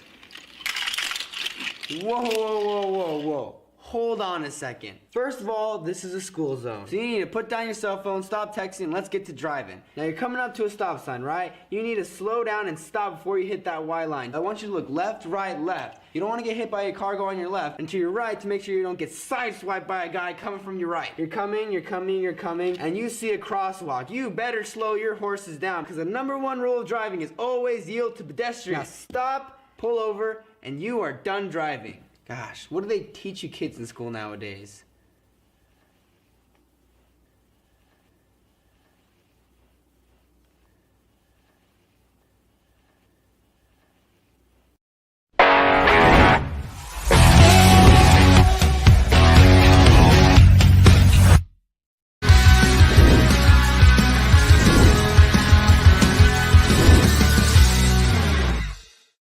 As you reflect back on Sunday, the handoff to Kramer's goal line, what made that the right decision in your mind at the time? And as you've gone back since, how do you reflect on that play call? Well, I'll work backwards on the question there. Reflecting on it, I think every play call that doesn't work out, you go back and look at it and see, was it the best call in that situation? And I think I'll always look inwardly first. And every play call that doesn't work out, obviously you're going to have a sense of, what could I have done better as a play caller? What situations could I put those guys in?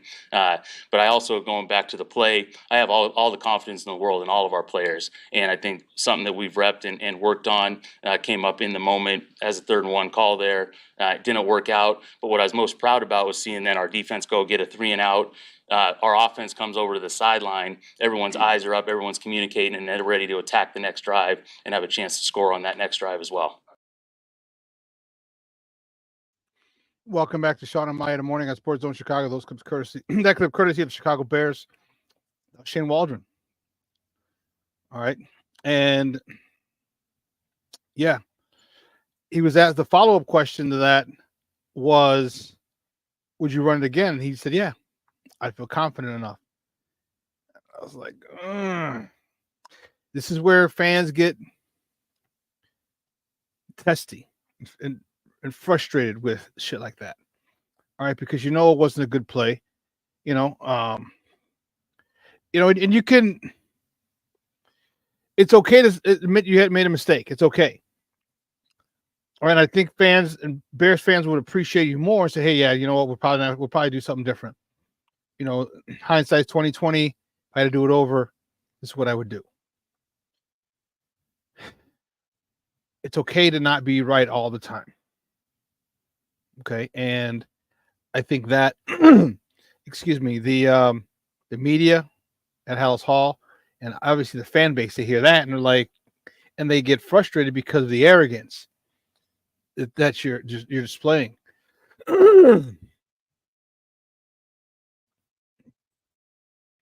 Pardon me. The arrogance that you're displaying, and I think that it's like they sit there like, you think we're dumb, don't you? You think we're dumb.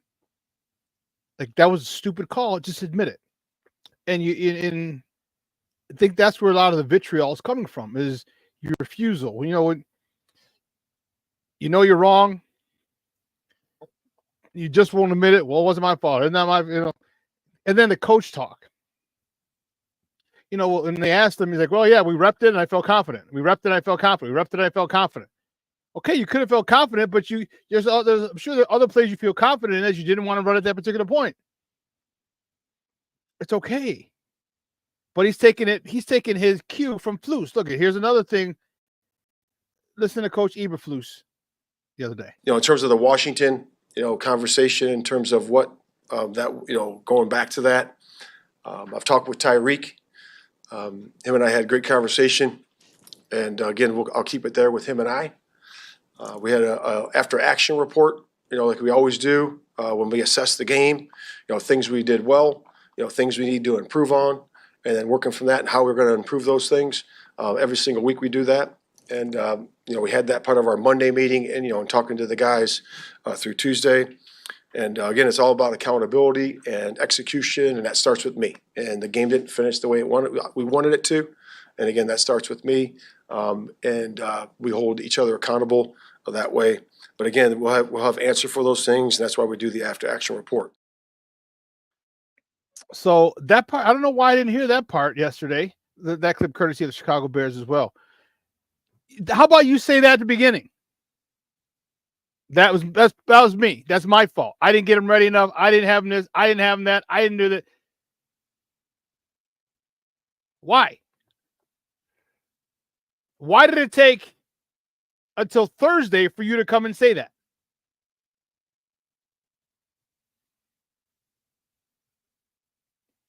Barlissimo, what's up, Papa? Thank you for checking in from across the pond. Yeah, I don't think he threw him under the bus. He just said me and him had a conversation.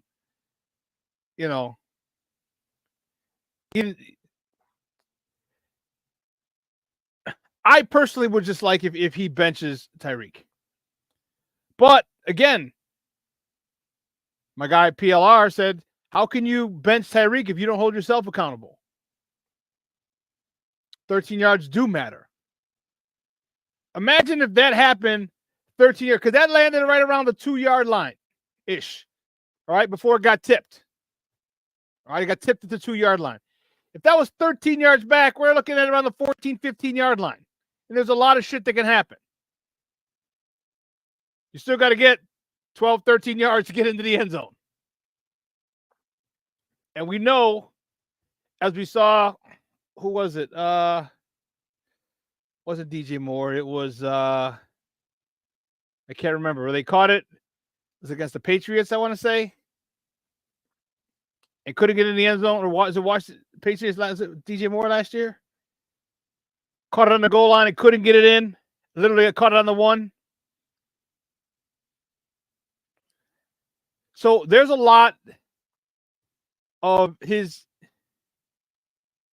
thing that Bears fans don't like. And I'm telling you, his locker room isn't as tight as it was before. That I can, as a former player, I can sense that. And you could probably sense it too. Okay, you can probably sense it too.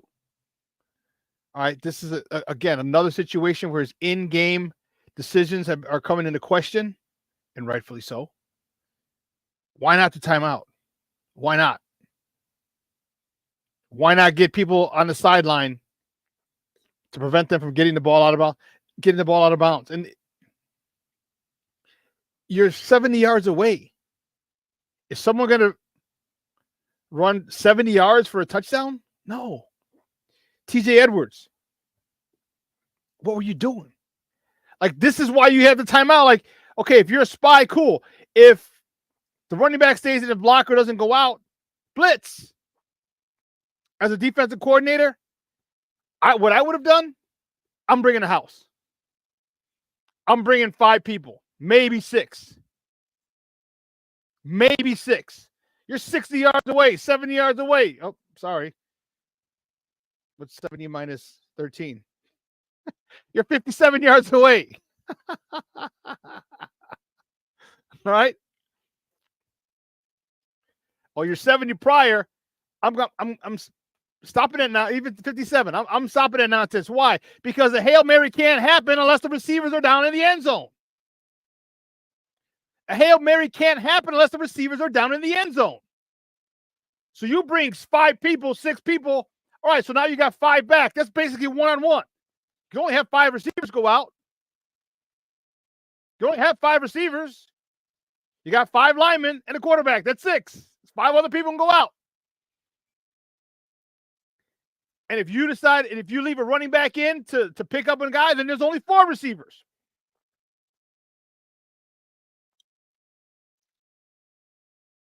Pressure. Bring pressure. Bring pressure.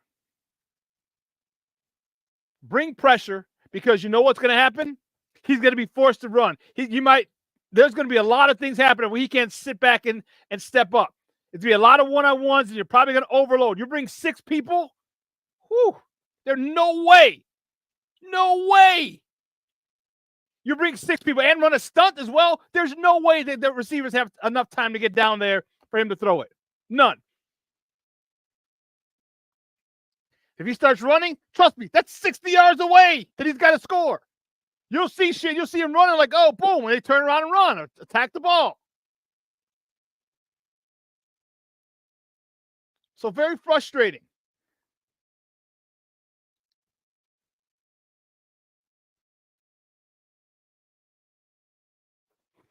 Very frustrating when your stubbornness gets in the way.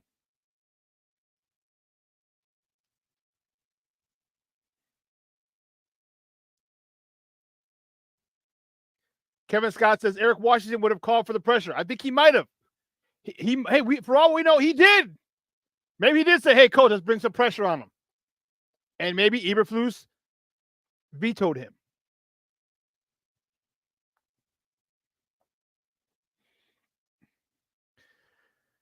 But this is what we got to do this week. We got to get out. We got to start strong. We have to initiate that run. We got to come out Tyson style.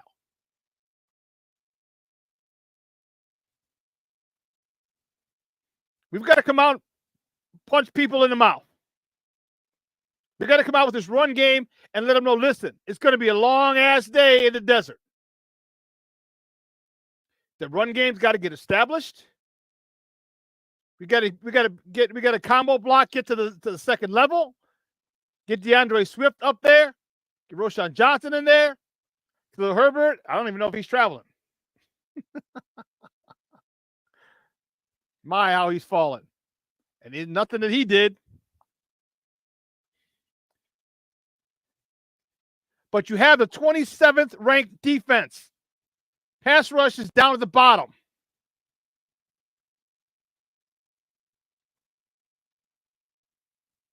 This is where you don't, like I said, you don't just start throwing the ball all over the place. You don't do it. What you do is you run the ball. You say, we know your weak spot. But what we're going to do is we're going to create another weak spot. We're going to attack you on the run. You can't stop the run. We're going to keep running the ball. Running the ball does a couple things. One, wears down that defense. 2, makes them adjust their defense. They have to bring another guy in the box. 3, makes it easier because they brought another guy in the box, easier to start hitting behind the walk down defender. And 3, keeping that offense, Arizona's offense, off the field. That's how you shorten the game.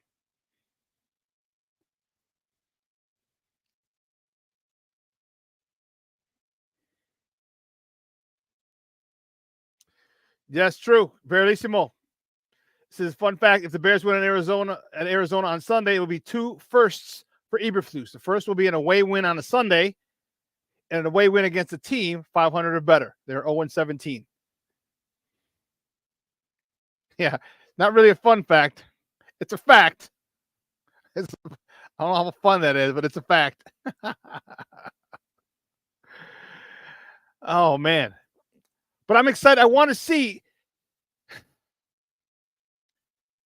how this locker room, this team, plays for Eberflus. I wonder the practice schedule. How were things in practice this week? Are they they call them out. We don't go over mistakes in practice. We don't go back and run it again. I don't get it. I don't get it.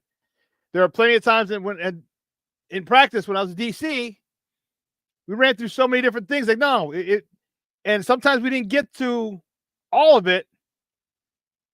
We have to stay later.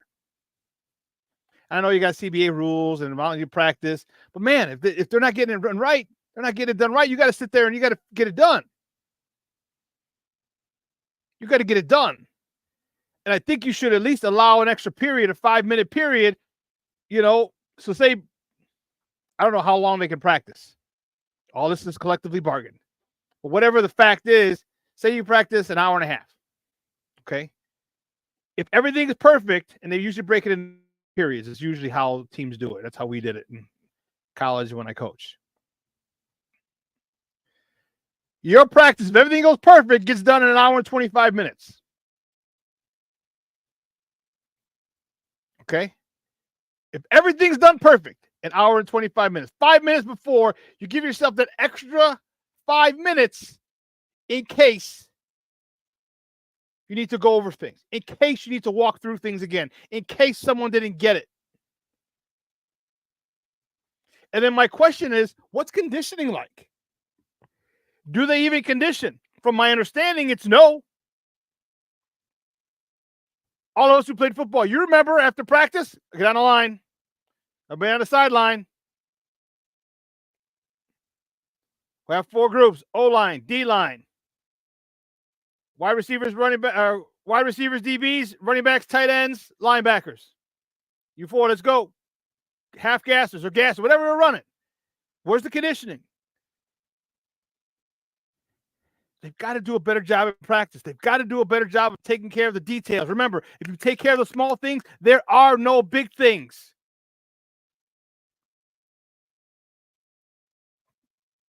Because if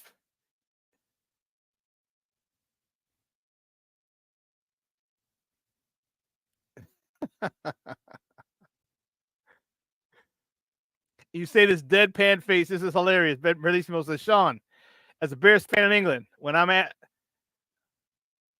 next asked, why are you a Bears fan? I'm going to answer, because I'm a masochist who loves the taste of heart-wrenching, abject, failure-filled defeat. Deadpan face. That'd be dope. And just walk away. And just walk away.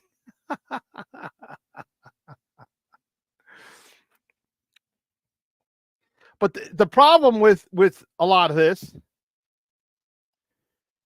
is that we know the Bears can do better. The Bears have shown us they can do better. All right, you had a team on the ropes. You literally had that game won when you had no business on God's green earth winning that game, even close to winning that game last week. And you had the lead with 25 seconds. Now you got an Arizona Cardinal team. Okay? You got an Arizona Cardinal team who you can... What's their record? They're atop the West. They're 4-4. Not a great record, but nonetheless. So you beat a first place. You lost to a first place team in 20. You're 25 seconds away from beating one first place team in the NFC East, and then you go and if you beat this team, you beat the first place team in the NFC West.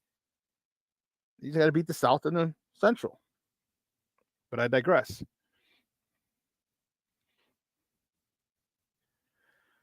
King Booker World says hard practices make easy game days. Yeah, but man, how hard are their practices?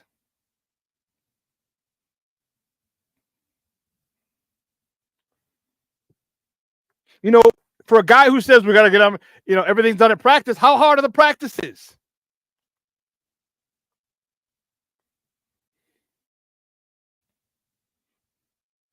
Man. Because this team, I'm telling you, we should be buyers at the deadline. We need to be buyers. Because this team we've seen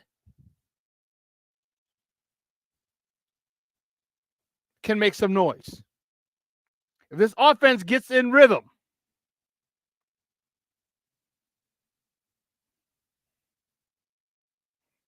if this offense gets in rhythm at all, we're going to be a Mickey Ficky problem for a lot of people. We're going to be a Mickey Ficky problem for a lot of people. And like I said, I don't think Pauls wants to say, damn, we could have got to the NFC Championship game, or we could have got to the Super Bowl if they get to the NFC Championship game.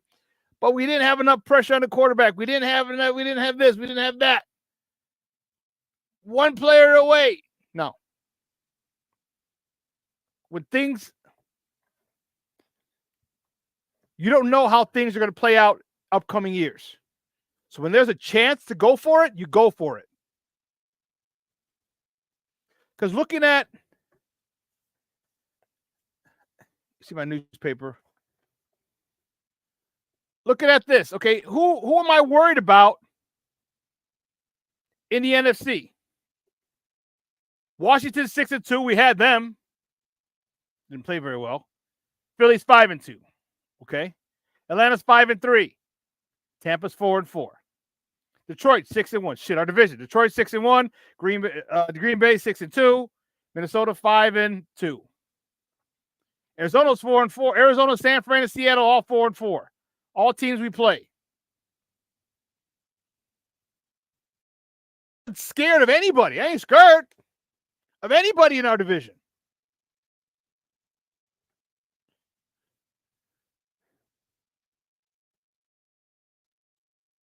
No one in our division am I scared of.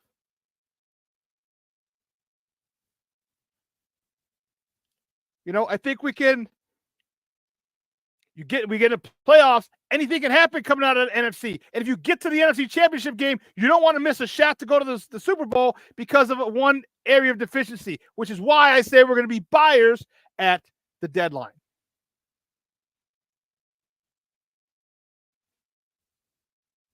Detroit is good.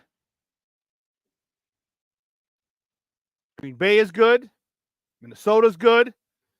See, the problem is the coaching. That's the issue. Bellissimo, perfectly stated. I'm not scared of any other teams in the conference. I'm scared about the coaching competence of our own team.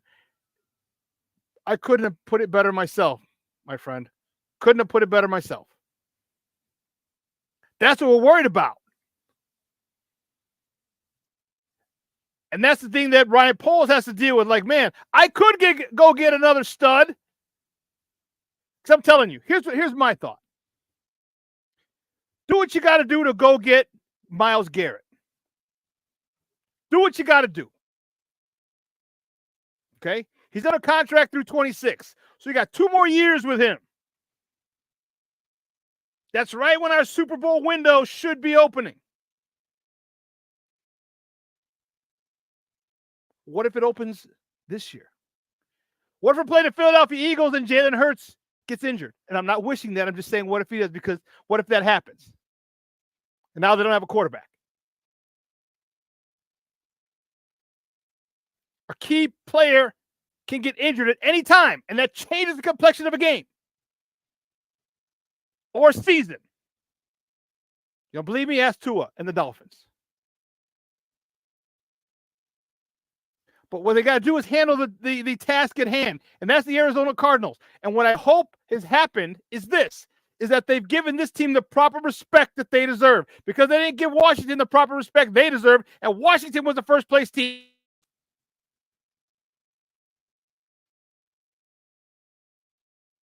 You know, Shane Waldron didn't get, where are my slants early on? Where are my quick short completions to get Caleb lathered up, to get him some confidence? Where were those? Where were those? That's what we need.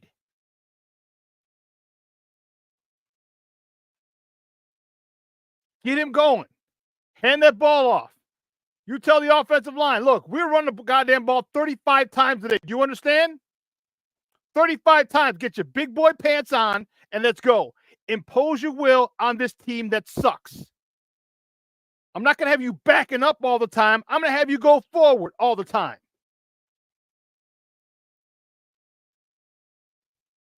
Can Waldron do that? Can he be disciplined enough to do that? Force their hand. Force them into being in a situation that they suck in. Force them to defend the pass. Or force them to stop the run, which weakens their shitty pass defense anyway. Put them in that position where they know they suck, where they know they're deficient.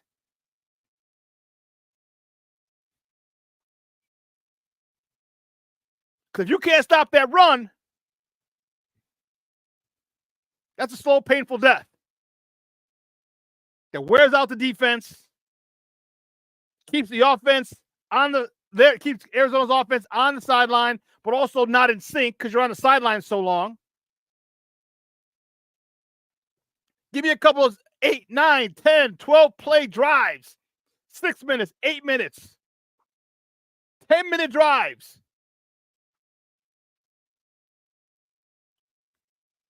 And as far as people were worried about the Doug Kramer situation, listen, I'm bringing that sumbitch right back in on short yardage. That had nothing to do with last week. We're still coming. We're still having this guy a 300-pound guy with a head start.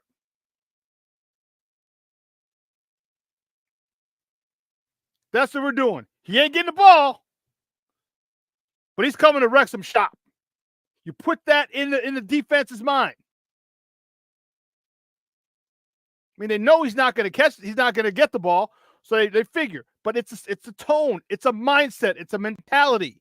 And if you do that, every short yardage, Arizona should know, damn, Doug Kramer's coming in. Every short yard, every 3rd and 1, you should know he's coming in. Even if you know you can quarterback sneak, we're setting the tone. Get your ass in there.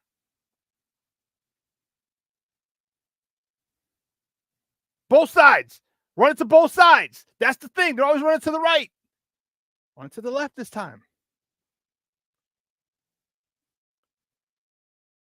Who's the guy that you'd want Doug to destroy? Leave him unblocked. Give him a jab. The tackle or the guard get up to the next level. And here comes Doug Kramer with a head start. Boom. The guy is ready. He's ready to stop because he was stalemated at the point of attack. And now he has to restart again. And the 300-pound guy is coming with a head start. Boom. That's a blow-up block.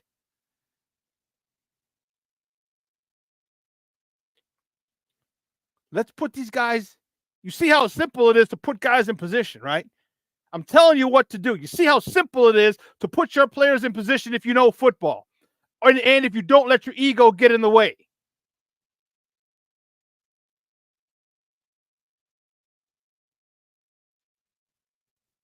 And most importantly, if you don't let your ego get in the way.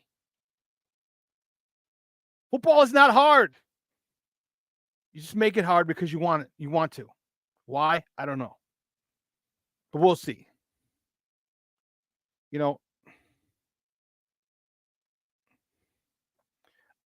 17 Bears.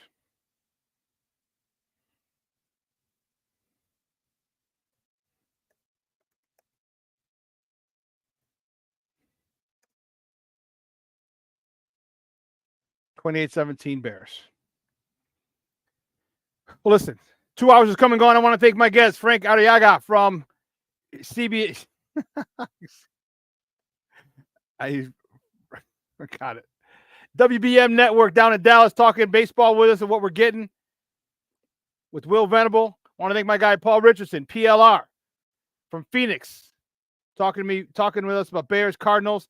And I want to thank Lorin Cox from the Locked On Bears podcast for talking Bears with your boy as well. Guys, have a phenomenal weekend. It's going to be beautiful here in Chicago. A beautiful weekend, a little brisk, but that's okay.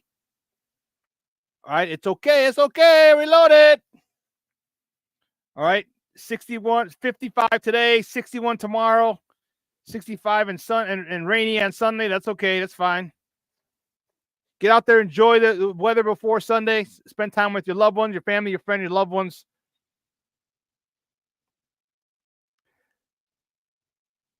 I appreciate the love. I appreciate the support. And I will see you on Monday. Remember, make sure you reach out to your peoples. Reach out. Go see a Bear game together. make memories with your people and your loved ones. All right, because as I always say, tomorrow is promised to no one. So for everyone here at Sports Zone Chicago, guys, I'm your boy, the Superback, Shawn Sierra.